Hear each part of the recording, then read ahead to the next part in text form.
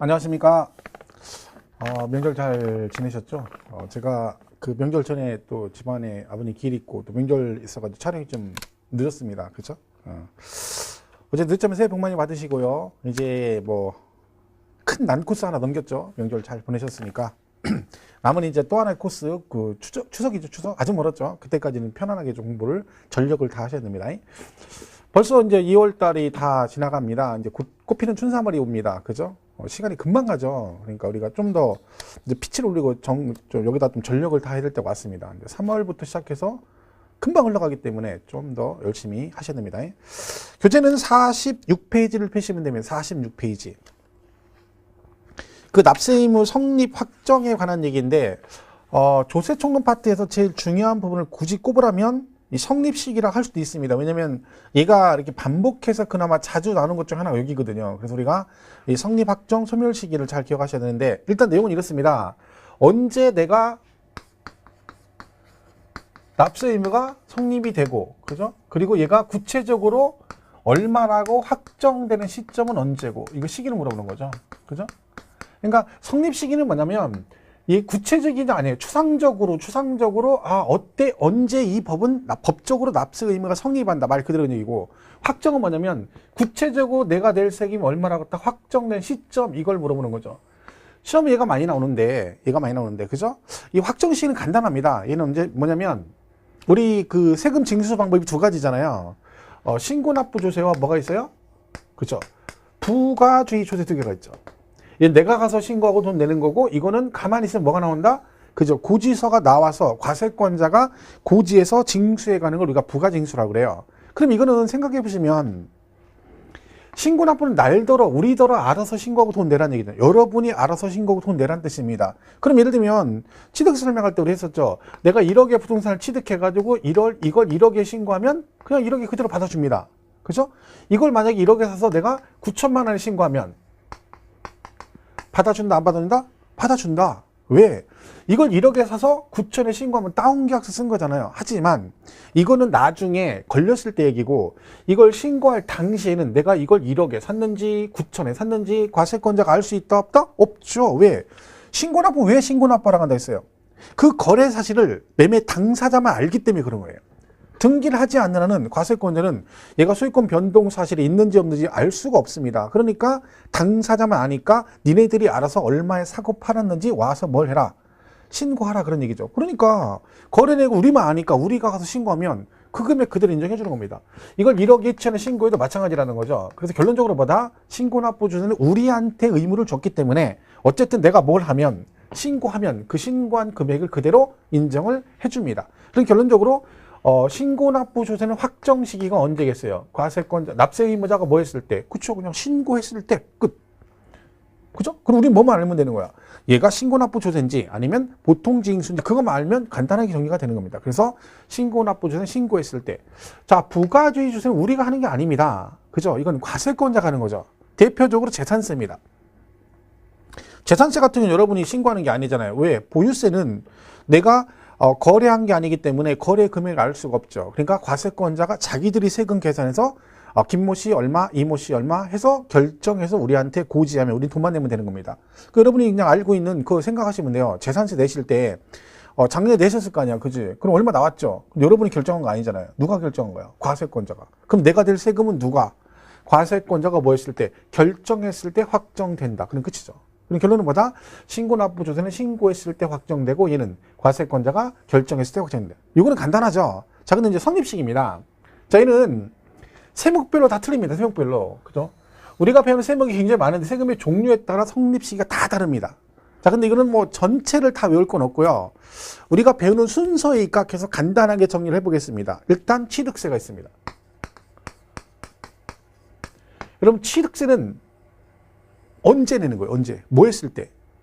이름이 취득세잖아요. 그러니까 뭘? 부동산 등을 뭐 했을 때? 그쵸. 취득했을 때 내는 거예요. 그러면 취득세는 물건을 취득하지 않으면 세금을 낼 일이 없죠. 그러니까 결론적으로 취득세는 납세 의무가 언제 성립하니? 그럼 뭐라고 하면 돼? 과세 물건을 뭐 했을 때? 그쵸. 취득했을 때 끝. 취득세는 취득했을 때 내는 건 취득했을 때, 만약에 취득세를 물건을 취득했을 때 성립이 돼야지 그 과세 물건을 쳐다볼 때 성립한다. 그러면 여러분 밖에 돌아다니면 안 됩니다. 지나가다가 남의 건물 쳐다보면 이거 취득한 거야. 말도 안 되는 얘기지만, 그죠? 그러니까 얘는 뭐다? 취득세는 취득할 때 내는 거니까 취득할 때 성립한다. 등록세는 뭐 할 때 내는 거예요? 등기 등록할 때 내는 거죠. 등기 등록 안 하면 등기 등록 안 하면 안 내죠. 그럼 얘는 언제 성립해? 등기 등록할 때 성립한다. 뭐 있어요? 재산세는 항상 얘는 언제야? 이날이에요. 과세 기준일. 얘는 항상 이날이죠. 매년 6월 1일. 그죠? 그러니까 재산세는 무조건 언제? 6월 1일. 그죠? 얘가 6월 1일이면 따라가는 애 있죠. 종합부동산세. 그죠?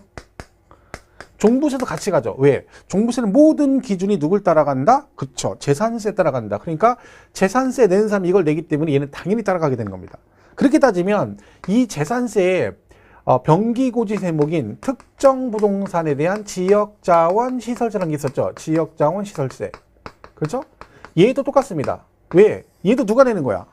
그쵸? 재산세 내는 사람이 내는 거잖아요. 그러니까 얘는 일타 쌍피가 아니라 세피죠. 일타 세피. 그죠? 그러니까 재산세 내는 사람이 다 내는 거죠. 재산세 내는 사람이 종부세 내는 거고, 이거 내는 사람 중에서 지역자원시설세를 내니까 세 개 다 뭐다? 너하고 똑같다.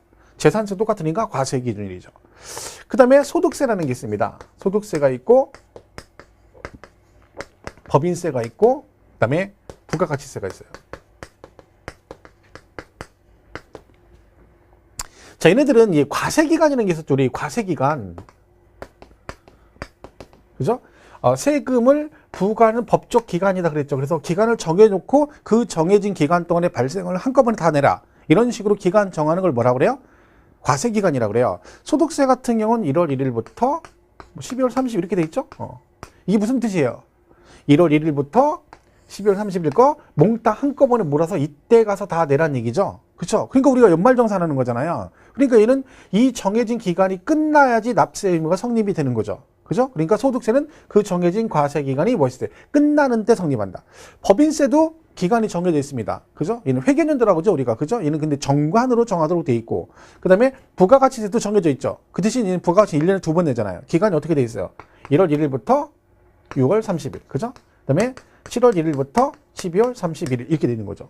그죠? 근데 어쨌든 이게 과세 기간이잖아요. 반기긴 하지만. 그죠? 그럼 얘도 끝나야지 성립된다. 그래서 이 세 개는 전부 다 법으로 과세 기간이 정해져 있기 때문에 어떻게 한다? 그 정해진 과세 기간이 끝나는 때 성립이 된다라고 정리하시면 됩니다. 그죠?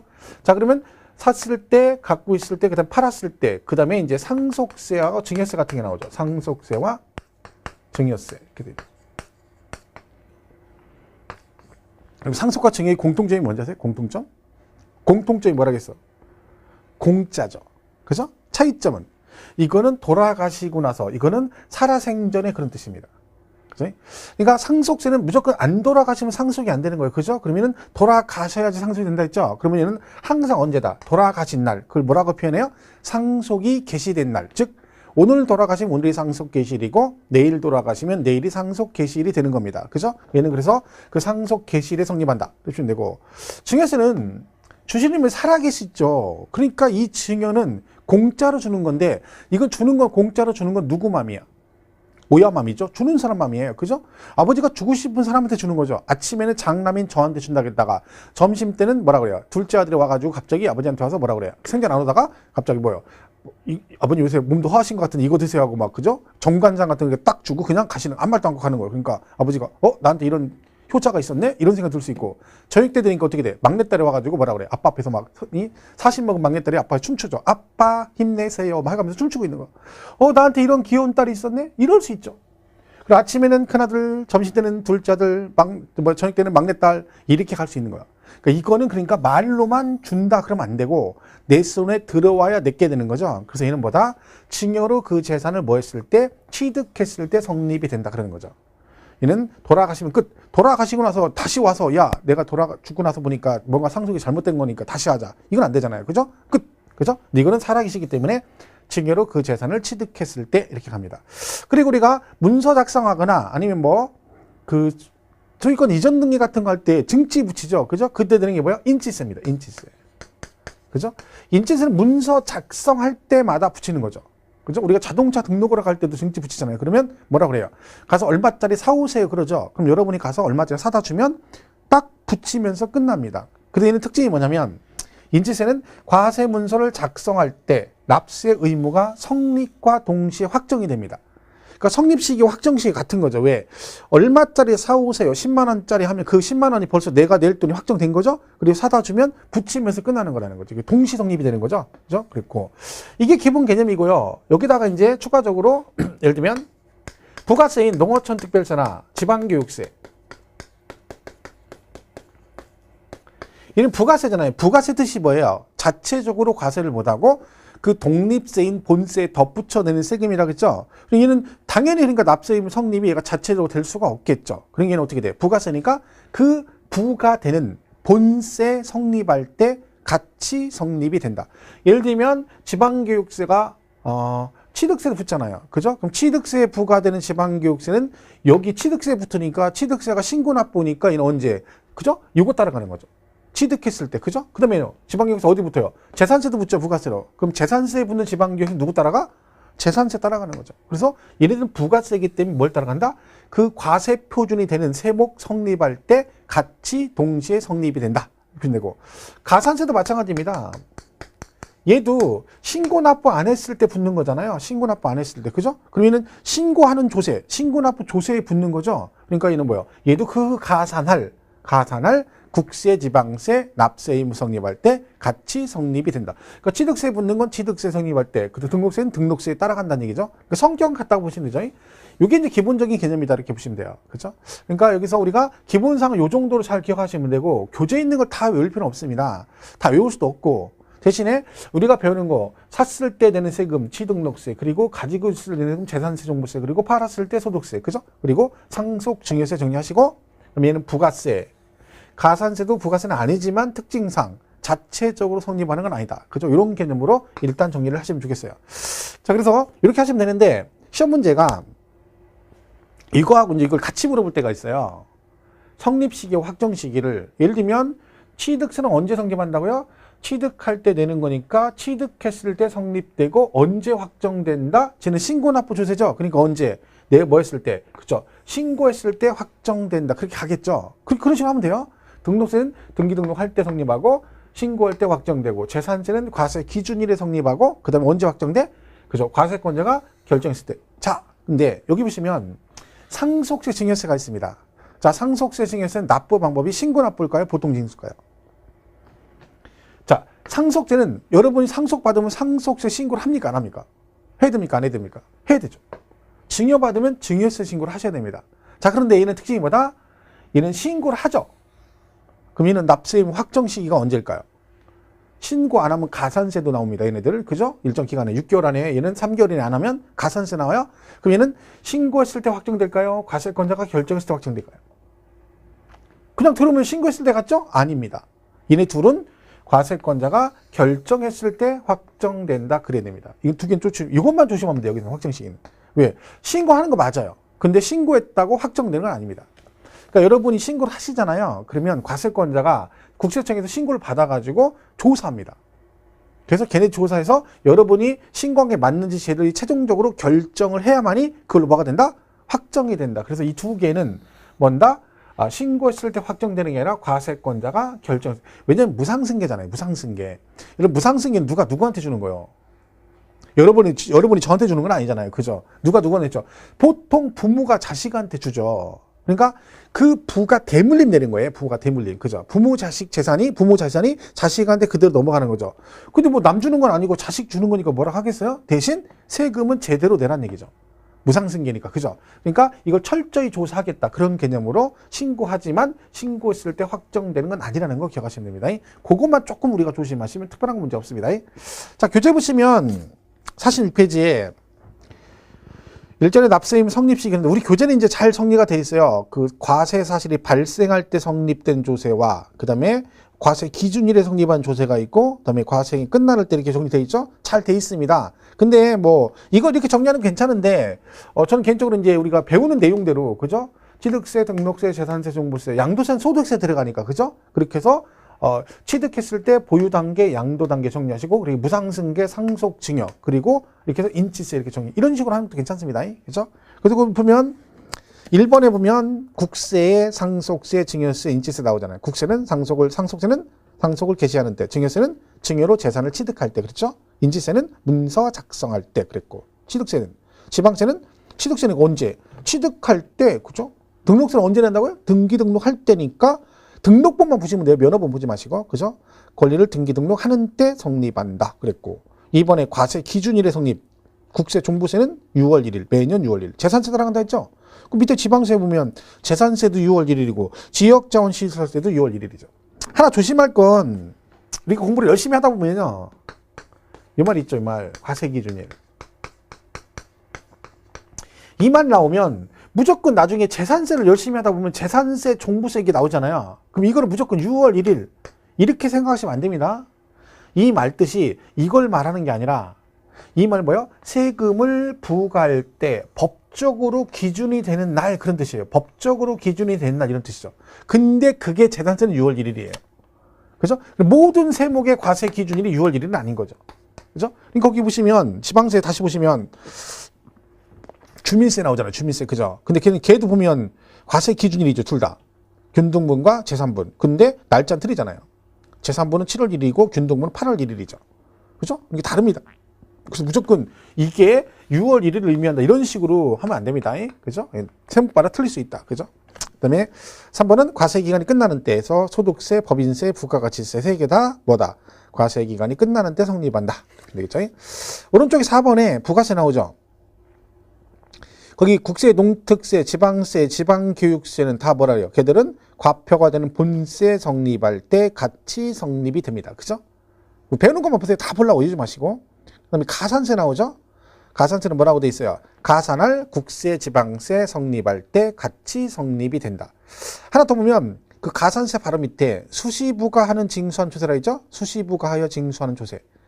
얘는 언제다? 수시부가 사유가 발생하는 때. 그죠?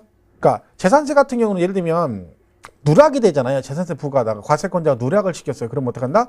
발견 역시 그때 수시로 부과 징수할 수 있다라고 돼 있어요. 그런 경우는 납세 의무 성립식이 언제다? 6월 1일이 아니라 재산세임에도 불구하고 언제?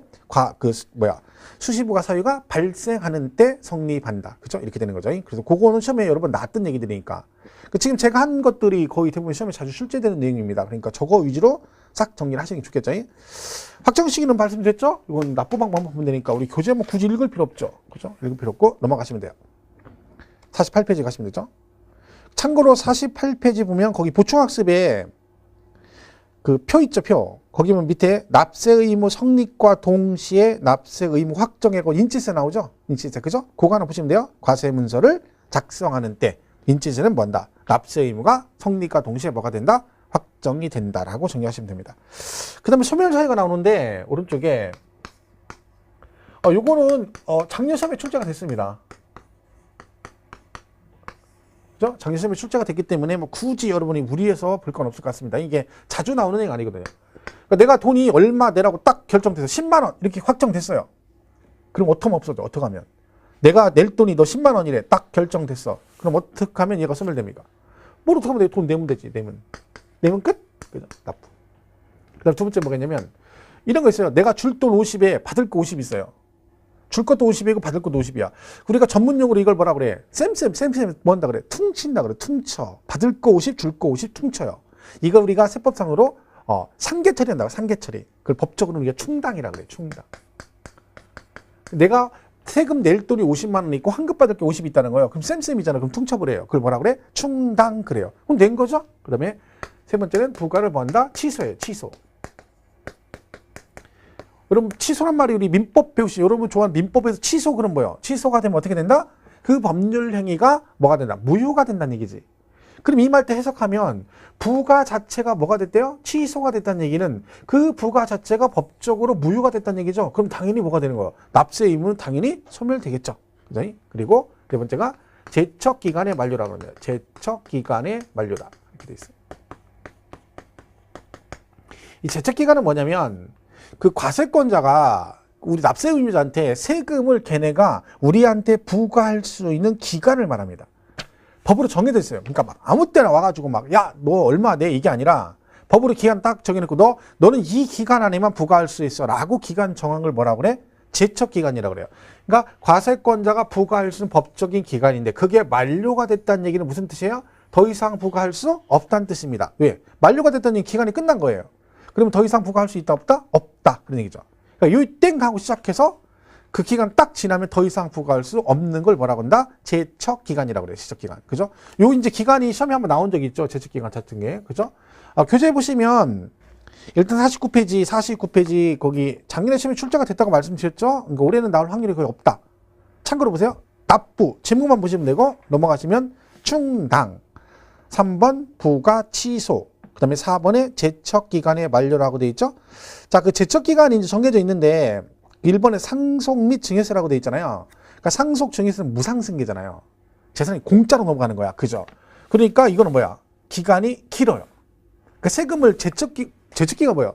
네가 상속을 받았는데 신고 안 했어. 상속세 신고 안 했어. 그러면 과세권자가 얘한테, 우리한테 그 신고 안 한 거에 대해서 언제까지 나한테 세금을 부과할 수 있냐? 그죠? 그 기간 지나면 더 이상 부과를 못 한다는 얘기죠? 그러니까 무상승계는 기간을 길게 가겠어? 적게 가겠어? 짧게 가겠어? 길게 가겠지. 왜? 공짜로 받았는데 세금 신고 안 해버리면 철저하게 세금을 걷겠다는 얘기예요. 그래서 걔는 기본이 15년이에요. 그래서 그거 보시면 뭐라고 돼 있어? 박스에.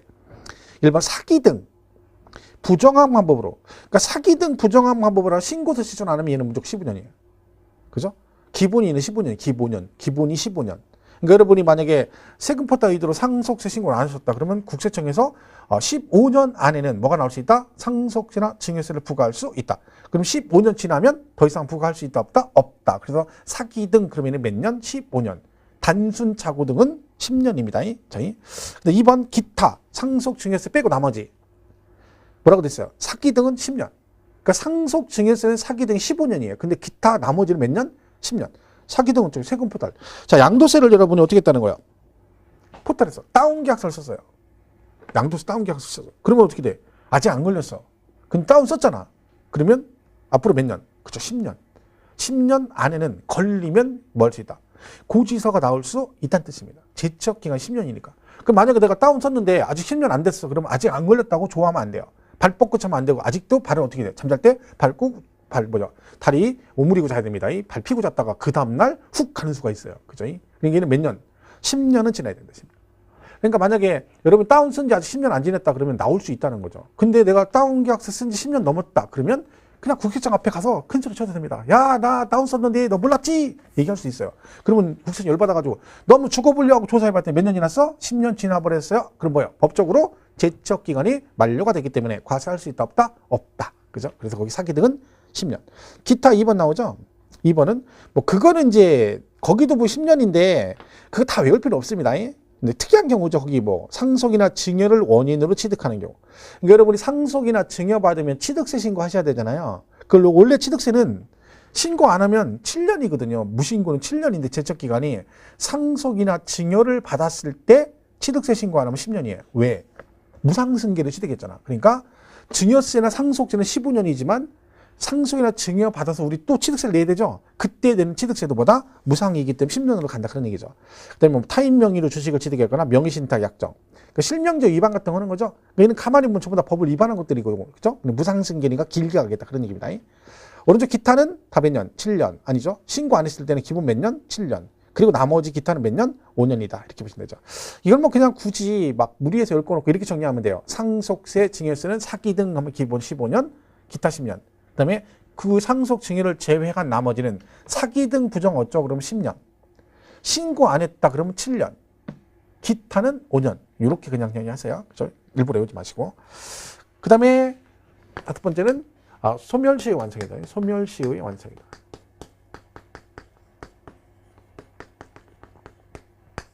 얘는 징수권과 관련돼 있거든요. 징수권.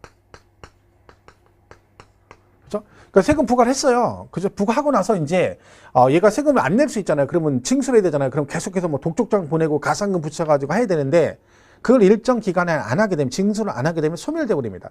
얘는 기본이 5년이에요. 소멸시효는. 그죠? 기본이 5년. 그럼 이 말은 내가 5년만 버티면 세금을 안 내도 된다 이런 뜻이냐? 그렇지는 않습니다. 얘 같은 경우는 제척 기간은 요이 땡 하고 요이 땡 하고 7년 지나면 안 돼. 부과 못 해. 그죠? 근데 얘는 안 그래요. 얘가 만약 여러분이 세금을 포탈했어요.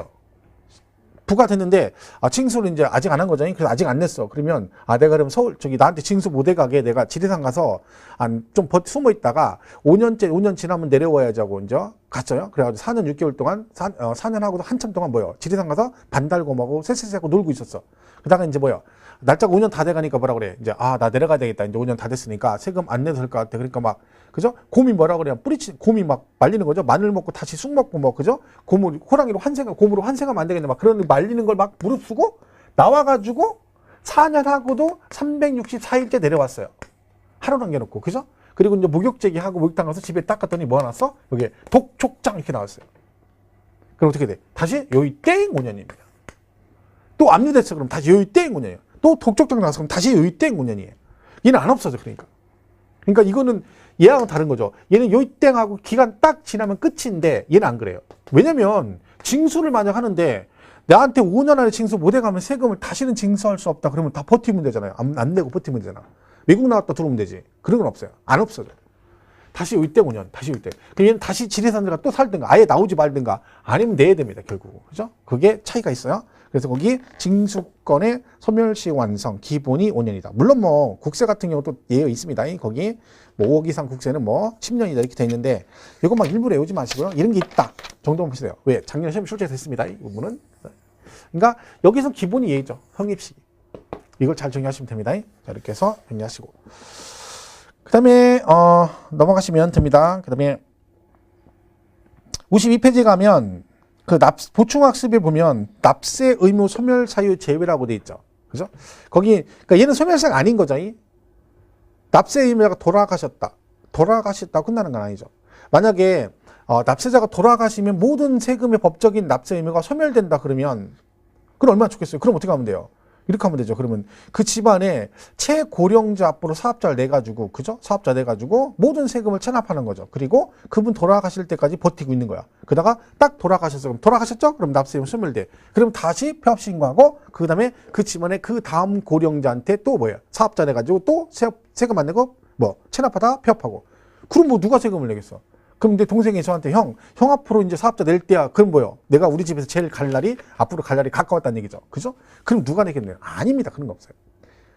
없어지는 게 아니라 어떻게 돼? 상속이 되죠. 그러니까 채무도 상속이 됩니다. 채무도 상속. 그죠? 그걸 기억하셔야 돼요. 그리고 철회. 취소는 소멸사유인데 철회는 소멸사유입니다. 철회는 했다가 다시 얘가 소득이 있다든가 재산이 발생되면 다시 부활합니다. 그러니까 이건 헷갈릴 것도 없는 거죠. 취소는 민법상 법률이니까 무효가 되니까 얘가 소멸되는 거지. 그죠? 철회는 아니고. 그죠? 이렇게 되는데, 제가 말씀드렸듯이 이게, 원래 여기까지 잘 정리를 해야 되는데, 이게 작년에 출제가 됐었기 때문에, 이게 한 번 꼭 나올 때가 됐었거든요. 그죠? 작년에 출제가 됐기 때문에 얘가 연장 2년 나오는 게 많지는 않습니다. 자, 그러면 되고, 4절에 오른쪽 53페이지, 조세와 일반 채권의 관계라고 되어 있네요. 자, 이건 뭐냐면, 이런 거예요. 한마디로 말하면, 현재 부동산이 공매나 경매가 됐어요. 공매나 경매. 그죠? 이런 부동산이 공매나 경매 처리가 됐어. 그러면 이제 배당을 할 거 아니에요. 그죠? 그 배당할 때 순서를 말하는 겁니다. 순서. 그러니까 이제 중개사법 같은 데 보면 실무 파트에 그 배당 순서는 1순위, 2순위 막 나오잖아요. 최근 청결 임금채권 해가지고 나오죠. 근데 우리는 그건 다 필요 없고요. 우리 세법이니까 조세만 보는 거예요. 조세. 자, 보세요. 일반 채권이 있고 조세 채권이 있어요. 그러면 자, 일반 채권이 있고 조세 채권이 있다. 그럼 배당할 때 무엇을 먼저 배당을 하겠습니까? 당연히 세금을 먼저 배당합니다. 자, 그런데 얘가 일반 채권 얘가 뭐가 있어? 얘가 설정돼 있는 거야. 그러니까 뭐가 돼 있어요? 등기가 이미 돼 있어요. 먼저. 무슨 등기가? 전세권 등기라든가, 그죠? 아니면 저당권 설정 등기 같은 게 먼저 돼 있어. 뭐보다? 이 조세보다. 그럼 당연히 얘가 먼저 등기가 돼 있으니 얘가 먼저 배당을 하겠죠.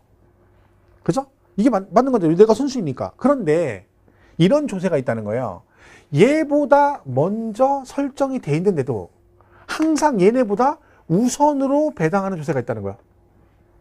나보다 후순위야. 근데 얘가 먼저 세금을 걷어가. 그런 세금이 있다는 거지. 그걸 뭐라 그래? 당해세라고 그래. 당해세. 그러니까 해당 그 재산 자체에 부과된 세금이라 이런 뜻입니다. 그 부동산 자체에 부과된 세금은 내가 보다 먼데 선순위, 그죠? 얘가 먼저 설정돼 있지만 그 재산 자체에 부과된 이 세금은 얘보다 먼저 배당한다. 그 얘기죠. 이 당해세를 이제 물어봅니다. 이게 시험에 한 2번 나왔었는데 다 물어보는 건 뭘 물어봐? 저 당해세를 물어봐요. 그러니까 한마디 이런 거예요, 여러분. 제가 이런 얘기 들은 적이 있어. 어떤 분이 자기가 이제 그 저당권 설정이 돼 있는데 배당을 하는 거예요. 제가 선순위라 배당을 받는데 나보다 후순위 돼 있는 재산세에 그 사람이 이제 그 부동산 경매가 됐는데 이 사람이 재산세 안 낸 게 있는 거예요, 옛날에. 체납한 게 있는 거야. 그죠? 그러면 걔가 나보다 후순위에 내가 먼저 뭐가 돼 있어? 설정되게 돼 있는데 배당할 때 나중에 보니까 나보다 후순위인 재산세를 먼저 배당을 하더라는 거야. 그럼 열받아가지고 이제 가서 따졌을 거 아니에요. 야, 내가 왜 선순위인데 나보다 선순위면 배당 금액이 나한테 내가 줄어들잖아요. 후순위 밀리면. 그러니까 가서 따졌을 거 아니에요. 그랬더니 뭐 설명을 막 하더래요. 뭔 얘기인지 모르겠대. 그냥 알았다고 나한테 짜증나서. 근데 수업을 들어보니 이 얘기를 하는 거야. 그게 당해세예요. 나보다 내가 먼저 설정돼 있는데, 등기가 돼 있는데도 얘가 후순위인데 얘보다 항상 먼저 뭐 배당하는 조세, 이걸 뭐라고 한다고요? 당해 재산에 부과된 세금이다. 그래서 당해세라고 그래요. 자, 그러면 이 당해세는 뭐가 있느냐? 국세 중에 상속세, 증여세가 있습니다. 그리고 종합부동산세. 얘들이 당해세 들어가요. 지방세 중엔 재산세가 있습니다. 그죠? 일단 이 4개가 가장 기본이에요. 그 시험은 뭘 물어봐? 나왔다 그러면 똑같은 거 물어보죠. 뭐 당해세가 아닌 걸 골라라, 당해세 해당되는 걸 골라라. 이 2개밖에 없어요. 그죠? 그럼 여러분 이게 우리가 배우는 거 2개 있죠? 종부세, 보유세인 얘네들이 당해세고, 그죠? 그리고 상속세, 증여세가 마찬가지입니다. 당해세 들어갑니다. 얘는 세금을 철저히 걷겠다는 얘기죠. 그러면 생각해보세요. 재산세가 체납을 했어요. 근데 여기 고지서에 보니까 여기 재산세 얼마 이렇게 돼 있고, 이때 당시 여기에 부가세로 지방교육세가 있고, 얘가 그리고 지역자원시설세 부과 대상에서 이렇게 같이 나갔어요. 토탈. 그러면 얘가 체납을 한 거죠. 이 전체 다 체납했을 거 아니에요. 그죠? 그럼 배당할 때 얘만 빼가지고 먼저 배당하고 얘는 나중에 합니까? 그러진 않겠죠. 왜? 한 장이 다 같이 나갔잖아. 그럼 얘들도 같이 먼저 배당을 하겠죠. 그러니까 당연히 뭐다? 이 재산세 붙는 부가세인 지방교육세도 뭐에 들어가고, 당해세에 들어가고, 지역자원시설세도 당해세에 포함이 되겠죠. 무슨 말인지 이해가시죠? 같이 들어가는 거니까.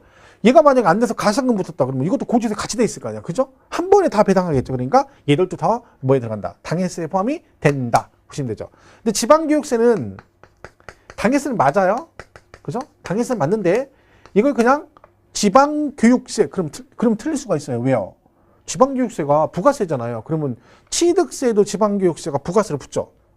그러면 취득세는 당해세가 아니거든요. 그러면 취득세에 부과되는 지방교육세는 당해세가 아니잖아요. 그러니까 그냥 지방교육세 그러면 안 되고 뭐라고 나와야 돼? 얘는 만약에 답이 되려면 재산세에 부과되는, 그죠? 재산세에 부과되는 지방교육세, 그래야 맞는 질문이 되겠죠. 어쨌든 이 4개가 기본이기 때문에 여러분 그 당해세만 달달달 외우시면 되고 나머지 내용을 굳이 기억할 필요는 없다. 그죠? 그래서 53페이지 그 4절에 2번에 양가로 2번 담보채권 우선이라고 돼 있죠?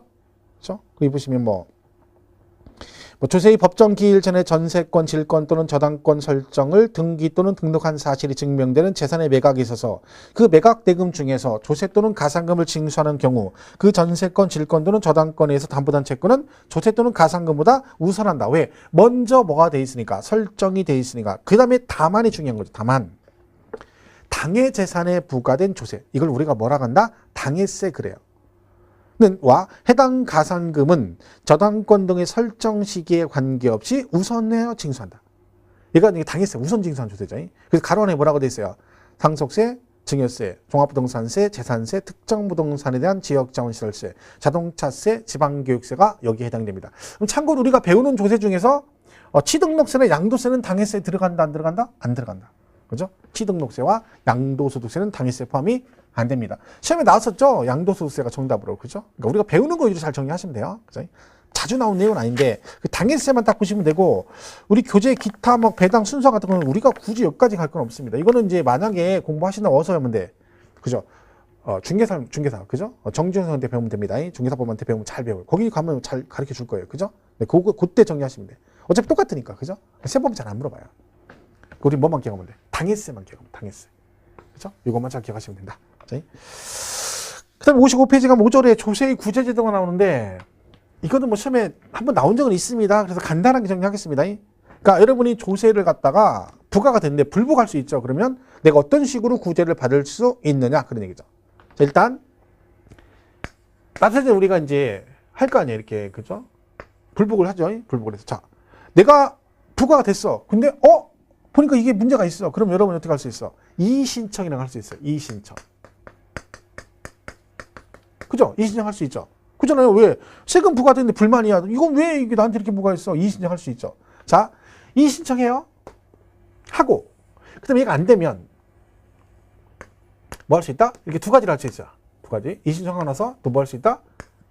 심사청구나, 아니면 또 뭐 할 수 있다? 심판청구를 할 수 있어요. 심사청구와 심판청구를 할 수 있습니다. 그러니까 뭐야, 이게 국세청이나 해당 청에, 그죠?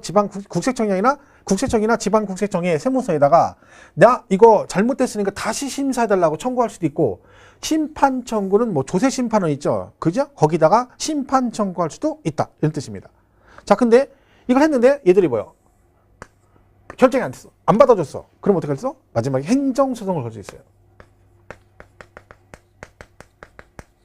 얘도 마찬가지예요. 행정소송. 그러니까 여러분 이의 신청을 했는데요, 안 받아줬어요. 그럼 어떻게? 그럼 다시 뭐 할 수 있어? 심사청구나 심판청구를 할 수 있어요. 근데 여기도 결정 안 됐어요. 그럼 어떻게? 불복해서 마지막까지 어디가? 끝까지 가면 행정소송까지 갈 수가 있다. 이게 이제 절차예요. 우리가 할 수 있는 절차. 자, 날짜가 나와요. 얘가 납세자 우리가 이 신청은 언제까지, 날짜가 아무 때나 하면 안 돼요. 날짜가 정해져 있어요. 언제 하느냐? 내가 잘못됐다는 걸 안 날로부터 며칠 안에? 90일 안에 합니다. 90일 이내.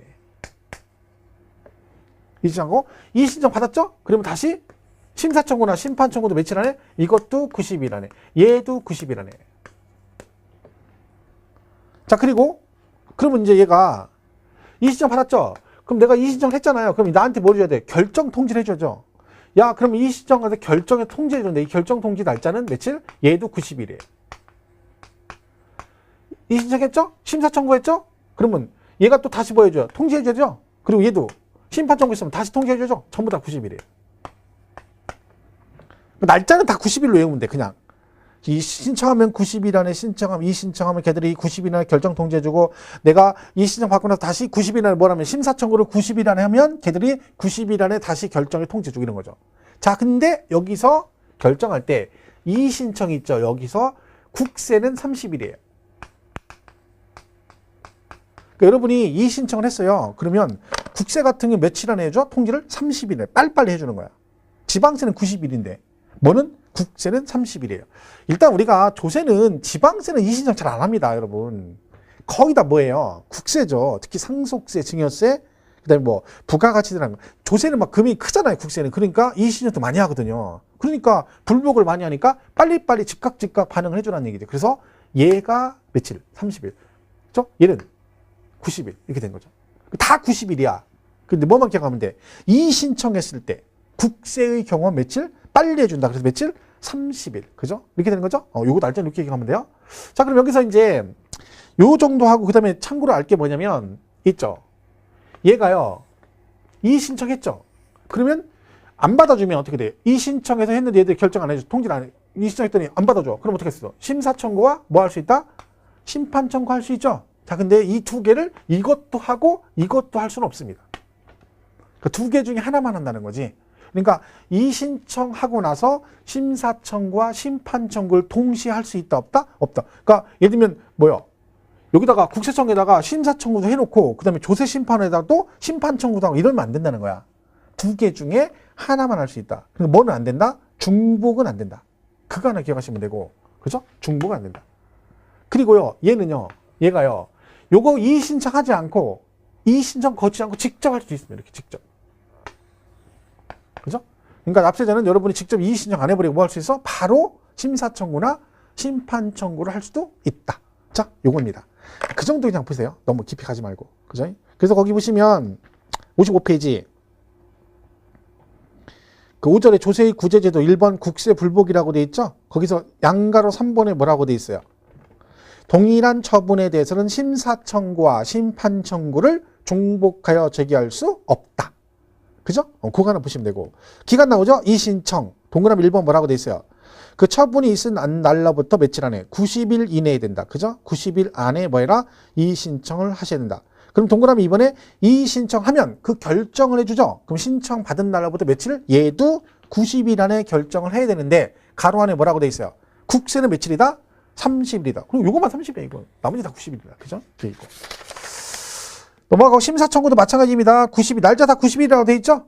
90일, 90일, 그죠? 그게 있습니다. 다 90일, 90일 결정하시면 되고. 그죠? 그 다음에 심판 청구도 마찬가지로 전부 다 90일이에요. 신청도 90일 안에 하고, 통지도, 결정 통지도 90일 안에 해주면 된다. 그죠? 이렇게 돼 있습니다.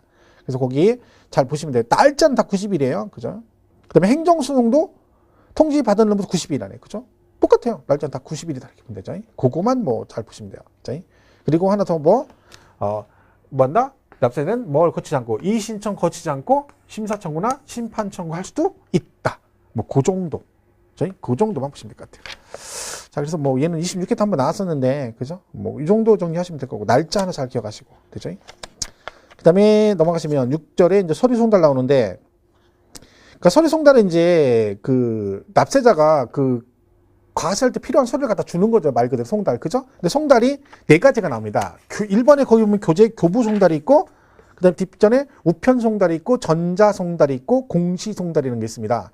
이거 시험에 한 번밖에 안 나왔으니까 여러분 그냥 읽어만 볼게요. 그냥 교부 송달은 직접 공무원이 직접 가가지고 이렇게 서류를 갖다 주는 거죠. 교부한다는 얘기죠. 그죠? 그게 교부 송달이에요. 그래서 거기 57페이지에 1번에 뭐라고 돼 있어요? 교부 송달. 그래서 직접 뭔다. 전달하는 걸 말한다. 이렇게 할 수도 있고, 아니면 넘어가면 직접 갖다 주면 되죠? 그걸 뭐라고 한다고요? 교부 송달. 그럽니다. 그렇게 보시면 되고. 그 다음에 2번 우편 송달은 뭐예요? 우편으로 하는 거죠. 우편으로. 그죠? 말 그대로 우편으로. 그래가지고 얘가 우편으로 이제 독촉해가지고 등기 우편. 우편 송달은 무조건 등기 우편을 하는 걸 원칙으로 합니다. 등기로. 그러니까 우리가 그런 거 받아보셨죠? 뭐 공시송달 할 때 우편 뭐 내가 등기로 나오죠. 등기로. 그죠? 그게 등기 송달이에요. 우편 송달은 항상 기본이 뭐다? 등기 송달을 등기로 해야 된다. 그런데 거기 보시면 하나, 둘, 세 번째 줄 끝에 보면 납세 고지서로서 50만 원 미만인 경우는 일반 우편으로 송달할 수 있다. 이렇게 돼 있네요. 그죠? 우편 송달은 등기로 하는 게 일반적인데 50만 원 미만이면 금액이 얼마 안 크니까 그냥 일반 우편 할 수도 있다. 그런 얘기죠. 그 다음에 전자송달은 말 그대로 그 전자송달 하는 겁니다. 내가 신청을 하면 뭐 한다? 국세정보통신망 이런 걸 통해 가지고 이메일이나 이런 걸로 보낼 수가 있다는 거죠. 그걸 우리가 뭐라고 그래? 전자송달 그래요. 전자송달. 그죠? 그 다음에 공시송달은 이제 그게 안 됐을 때. 그죠? 그러니까 정리하면 이런 거죠. 이걸 뭐 굳이 뭐 복잡하게 할 건 없는데. 자, 송달은 뭐가 있다고요? 교부 송달이 있고, 아니면 우편으로 하는 경우도 있고, 그 다음에 전자 송달이 있고, 그죠? 그 다음에 뭐 있어요? 공시, 그죠? 공시하는 거죠. 공시 송달이 뭐예요? 공시는, 그러니까 뭐 그런 거죠. 게시판이나 국세청 게시판 홈페이지나 아니면 뭐 관보 같은 데가 게시하는 거죠. 관보에다. 가지고 그게 날짜가 14일 이상 지나면 자동으로 뭐 송달된 걸로 보는 겁니다. 그죠? 그걸 우리가 그걸 뭐라 그래? 공시 송달이라고 그래요. 그러니까 요거는 교부 송달은 내가 직접 가서 하는 거죠. 직접 가서. 그죠? 그리고 우편 송달은 우편을 보는 거죠. 그 얘는 뭐 한다고요? 등기를 해야 돼. 등기 우편. 그죠? 일반적으로 등기 우편. 근데 50만 원 미만이면 뭐 한다? 일반 우편을 할 수 있다. 그리고 전자 송달 이렇게 되는 거죠. 자, 근데 얘가 안 되거나 그 다음에 우편을 했는데 2번 이상 했는데 계속 뭐야? 반송됐다거나. 그죠? 아니면 전자 송달이 국세정보통신망이 잘못돼서 못 할 수 있다. 그러면 그때는 어떻게 한다? 이거 할 수 있어요. 그러니까 여기서 이게 안 되면 뭐 할 수 있어? 공시송달 할 수 있다. 이렇게 되는 거죠. 그래서 뭐 이런 게 있다 정도 보시면 되고, 여기서 크게 중요한 얘기는 아닙니다. 한번 시험은 나왔었으니까 가볍게 중요한 거고. 그럼 지금 한 것 중에 제일 중요한 건 뭐겠어요? 성립시 가장 중요합니다. 그죠? 그리고 확정시 같이 기억하시는 게 좋겠죠. 근데 작년에 그 말씀드린 대로 그 소멸사회가 언급이 됐기 때문에 그것도 여기에 이제 일종이거든요. 그래도 성립시기는 잘 정리를 해 두셔야 돼요. 전체적으로 시험에 잘 나오는 질문이기 때문에 여러분이 꼭 정리를 해 두셔야 된다. 그죠? 이렇게 보시면 되겠죠. 문제 나오면 그거 보시면 되고, 그 다음에 조세 우선은 뭐만 기억하면 된다? 그 당해세만 기억하시면 돼요. 당해세. 항상 나보다 먼저 설정돼 있는데도 내가 우선으로 걷는 배당받는 조세 해가지고 종부세, 상속세, 증여세, 재산세가 있다는 거 기억하시면 되고, 그죠? 송달은 그 네 가지가 있다. 뭐 이런 게 있다 정도 감면 잡으면 돼요. 자, 이렇게 해서 총론 정리하시면 되겠습니다. 자, 여기까지 정리를 하시고요. 그리고 그럼 이제 총론 다 끝난 겁니다. 그죠? 총론 정리를 하시고, 그리고 이제 파트 2에 가서 몇 페이지? 70페이지 가면 뭐가 나와요? 취득세가 나오죠. 이 부분 이제 지방세 파트로 가장 중요한 부분입니다. 여기 전체적인 내용을 잘 정리를 하셔야 되고 용어도 정리를 잘 해두셔야 된다 그랬죠. 왜? 이게 지방세 뒤에 나오는 부분하고 중복되는 부분이 되게 많거든요. 용어적으로. 그죠? 그러니까 이게 제일 중요한 기본 개념이다. 문제도 세 문제 이상 출제가 되기 때문에 뭐 채법에서 굉장히 중요한 부분이 하나다. 이렇게 보시면 되겠죠. 일단 여기까지 정리하시고요. 다음 시간에 거기 취득세 있죠. 지방세 파트, 취득세 파트부터 이어서 정리를 하도록 하겠습니다.